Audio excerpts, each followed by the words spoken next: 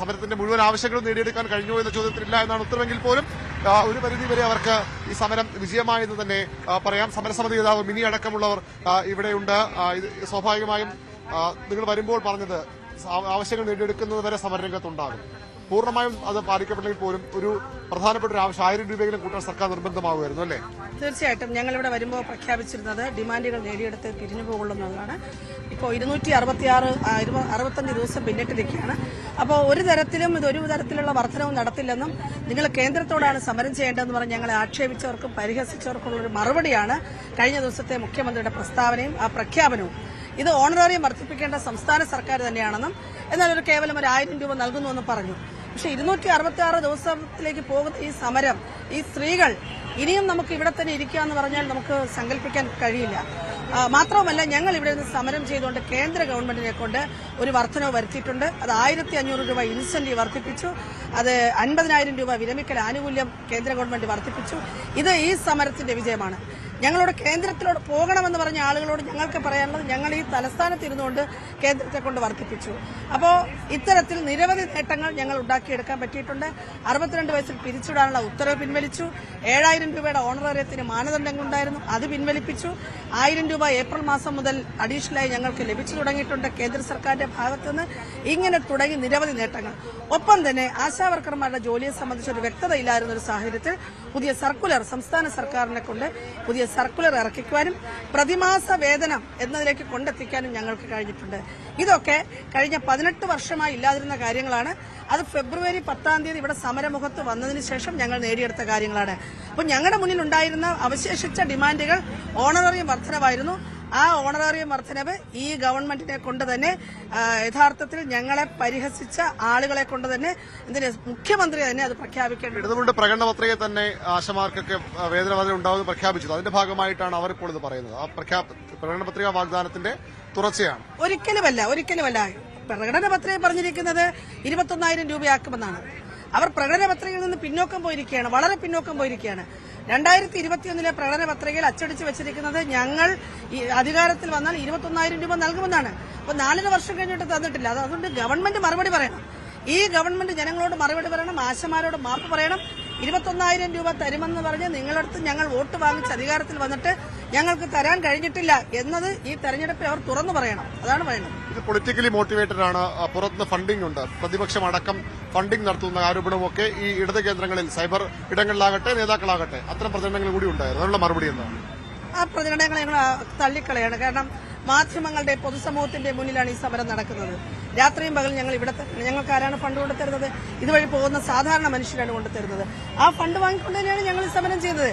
ഞങ്ങൾ കാസർഗോഡ് സമരയാത്ര ആരംഭിച്ചു. അത് പണസമാഹരണത്തിനുള്ള യാത്രയല്ല, അത് പണം ചെലവഴിച്ചുകൊണ്ടുള്ള യാത്രയാണ് നടത്തിയത്. ഈ പണം മുഴുവൻ ഞങ്ങൾ ഈ സമരം നടത്തുവാനുള്ള മുഴുവൻ തുകയും ആശമാരും പൊതുസമൂഹം നല്ല മനുഷ്യരും ഞങ്ങളെ സഹായിച്ചതാണ്. അതിന്റെ കണക്കുകളൊക്കെ ഉണ്ട്, അവർക്ക് പരിശോധിക്കാം. വളരെ സുതാര്യമായ രീതിയിലാണ് പോകുന്നത്. തീർച്ചയായിട്ടും വന്ന് പരിശോധിക്കാം. അതിനൊക്കെ ഞങ്ങൾ തള്ളിക്കളയണം. അത് അവരുടെ അഭിപ്രായം പറയുന്നത്, അവരുടെ ശീലങ്ങൾ പറയുന്നതാണ്. എന്നാലും ഞങ്ങളെ സംബന്ധിച്ച് അതല്ല. 233 രൂപ വേതനം പറ്റുന്ന ആശമാർക്ക് കോടിക്കണക്കിന് രൂപ കൊടുക്കാൻ ആരായിരിക്കുന്നത്? അതുകൂടെ അവർ പറയട്ടെ. അങ്ങനെയാണെങ്കിൽ ഈ ഗവൺമെന്റിന്റെ പ്രതിസന്ധി ഉണ്ടല്ലോ, ചോദിക്കട്ടെ. അല്ല, സ്വാഭാവികമായും സർക്കാരിനെതിരെ സ്ത്രീകൾ, കാരണം അത്രയധികം ജനങ്ങളുടെ വികാരം നിങ്ങൾക്ക് അനുകൂലമായിരുന്നു. അങ്ങനെ ഒരു ജനവികാരം സർക്കാരിനെതിരും സ്വാഭാവികമാകും. അതിനു വേണ്ടിയിട്ടൊരു മോട്ടിവേറ്റഡ് സമരം പ്രതിപക്ഷത്തിന്റെ കൂടി പിന്നെ അവർക്കാണല്ലോ ഇത് ആവശ്യം സ്വാഭാവികമായിട്ട്, അല്ലെങ്കിൽ BJPക്കാകാം. അത്തരമൊരു രാഷ്ട്രീയ പ്രേരിതമായ സമരം എന്ന ആരോപണമാണ് ആദ്യം മുതൽ ഉന്നയിക്കപ്പെടുന്നത്.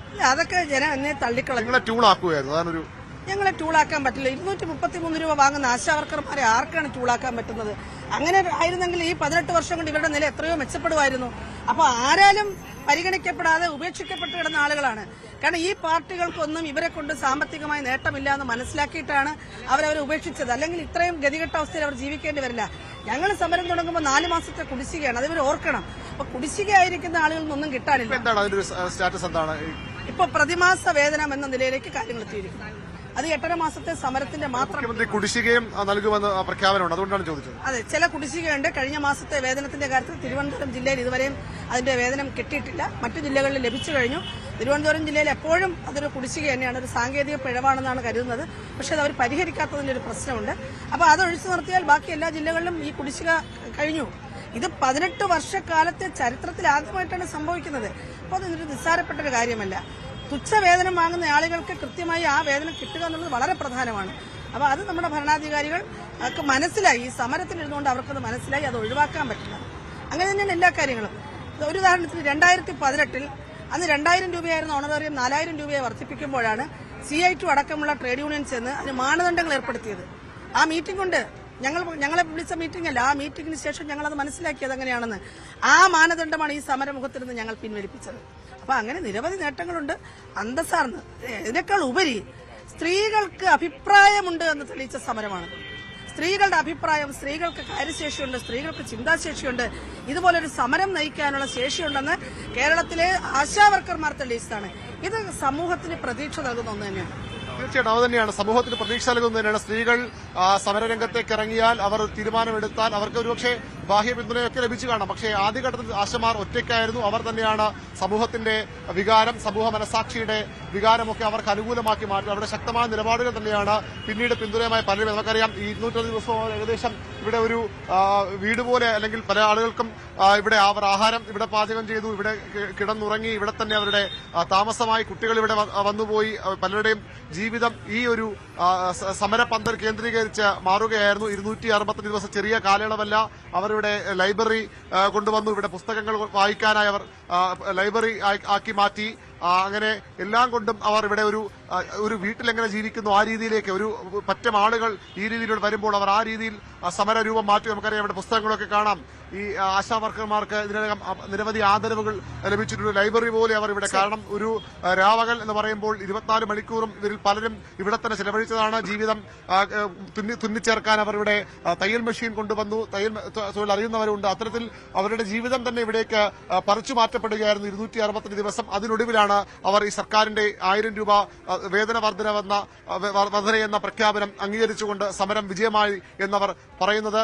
ഈ 1000 രൂപയ്ക്ക് അപ്പുറത്തേക്ക് നിരവധി വിജയ കാരണങ്ങൾ നേരത്തെ നമ്മുടെ എന്തുകൊണ്ട് വിജയമെന്ന് പറയാൻ ഉള്ള കാരണങ്ങൾ ഈ സമരസമിതി നേതാവ് മിനി തന്നെ നമ്മോട് പറഞ്ഞിട്ടുണ്ട്.